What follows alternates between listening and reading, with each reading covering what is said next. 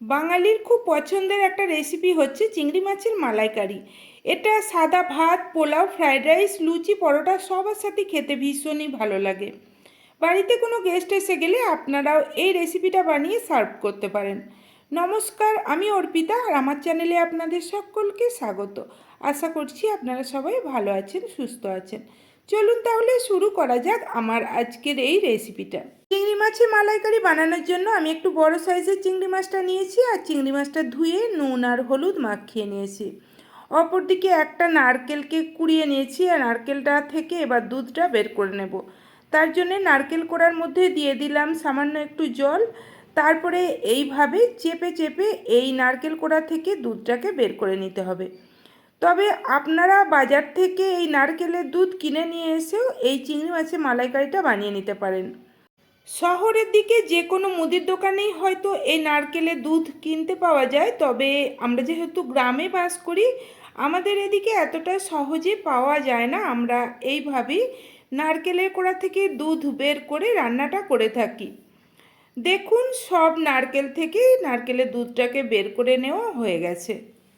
অপরদিকে রান্নাটার জন্য একটা মশলা বানিয়ে নেব। তার জন্য নিয়ে নিয়েছি 12 থেকে 15 কোয়া রসুন, আদা নিয়েছি 1 ইঞ্চ মতো, দুটো কাঁচা লঙ্কা নিয়েছি আর নিয়েছি একটা বড় সাইজের টমেটো। এইবার এই মশলাগুলোকে আমি একটা ছোট মিক্সিং জারের মধ্যে নিয়ে নিলাম। তারপরে এই মশলার একটা ফাইন পেস্ট বানিয়ে নেব। তারপরে গ্যাস অন করে কড়াই বসিয়ে কড়াইয়ের মধ্যে দিয়ে দিলাম সর্ষের তেল। তবে আপনারা চাইলে সাদা তেল দিয়েও এই রান্নাটা করে নিতে পারেন, কোনো অসুবিধা নেই। তেল গরম হয়ে গেলে চিংড়ি মাছগুলোকে হালকা করে ভেজে নেব।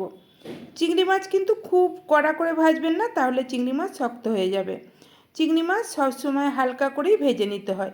অনেকে আবার চিংড়ি মাছ না ভেজেও রান্না করে থাকে, তবে আমি একটু ভেজে নিয়েই রান্না করে থাকি।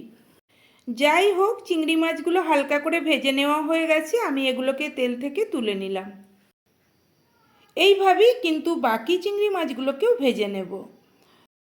এরপরে ওই তেলের মধ্যেই আমি দিয়ে দিলাম কিছু গোটা গরম মশলা। এর মধ্যে আছে 3টে ছোটো এলাচ, 2টো ডালচিনি আর 4 থেকে 5টা লবঙ্গ। দিয়ে দিলাম একটা তেজপাতা।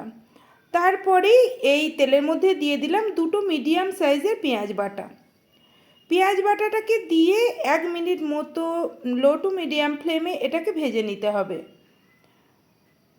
পেঁয়াজটাকে 1 মিনিট ভেজে নেওয়ার পর দেখুন পেঁয়াজ থেকে তেল আলাদা হয়ে গেছে। এইবার আমি এই পেঁয়াজের মধ্যে দিয়ে দেব মশলা বাটা, যেটাকে আমি পেস্ট করে নিয়েছিলাম। এখন আবারও লো টু মিডিয়াম ফ্লেমে মশলা আর এই পেঁয়াজটাকে 1 মিনিট ভেজে নেব, যতক্ষণে না মশলা থেকে কাঁচা গন্ধটা কেটে যাচ্ছে। মশলাটাকে 1 মিনিট ভেজে নেওয়ার পর দিয়ে দিলাম 1/2 চা চামচ কাশ্মীরি লঙ্কা গুঁড়ো, দিয়ে দিলাম সামান্য একটু হলুদ গুঁড়ো, দিয়ে দিলাম 1 চা চামচ ধনে গুঁড়ো আর 1/2 চা চামচ জিরে গুঁড়ো। আমি লাল লঙ্কার গুঁড়ো দিচ্ছি না, যেহেতু কাঁচা লঙ্কা দিয়েছিলাম। তবে আপনারা যদি ঝাল বেশি পছন্দ করেন তাহলে লাল লঙ্কার গুঁড়োটাও দিতে পারেন। এখন লো টু মিডিয়াম ফ্লেমে মশলাগুলোকে আবারও 1 মিনিট মতো ভেজে নেব, যতক্ষণে না মশলা থেকে তেল আলাদা হয়ে যাচ্ছে। মশলাটাকে আবারও 1 থেকে 2 মিনিট ভেজে নেওয়ার পর দেখুন মশলা থেকে তেল কিন্তু আলাদা হতে শুরু হয়ে গেছে। এইবার আমি মশলার মধ্যে সামান্য একটু জল দেব, না হলে মশলাটা কিন্তু পুড়ে যেতে পারে। আর এইভাবে জল দিয়ে একটু কষিয়ে নিলে মশলার টেস্টটা বেশি হয়। গ্যাসের ফ্লেমটাকে লো টু মিডিয়ামে রেখে এই মশলাটাকে আবারও 1 থেকে 2 মিনিট কষিয়ে নেব, আবারও যতক্ষণে না মশলা থেকে তেল আলাদা হয়ে যাচ্ছে। 2 মিনিট মতো মশলাটাকে কষিয়ে নেওয়ার পর দেখুন মশলা থেকে তেল একেবারে আলাদা হয়ে গেছে। অতএব মশলাটা একেবারে কষানো হয়ে গেছে। এইবার আমি এই মশলার মধ্যে দিয়ে দিলাম সামান্য একটু জল। খুব বেশি জল দেওয়ার প্রয়োজন নেই, কেননা এখনও আমি নারকেলের দুধটা দেব এর মধ্যে, আর বেশি জল দিলে এই রান্নাটা খেতে ভালো লাগে না।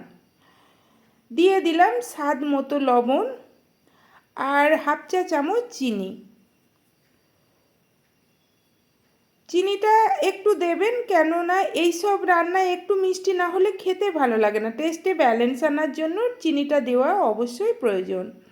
গ্যাসের ফ্লেমটাকে মিডিয়ামে রেখে এই গ্রেভিটাকে একটু ফুটিয়ে নেওয়ার পর আমি ভেজে রাখা চিংড়ি মাছটা দিয়ে দিলাম। তারপরে আবারও মিডিয়াম ফ্লেমে চিংড়ি মাছটাকে দিয়ে আরও 1 থেকে 2 মিনিট রান্না করে নেব।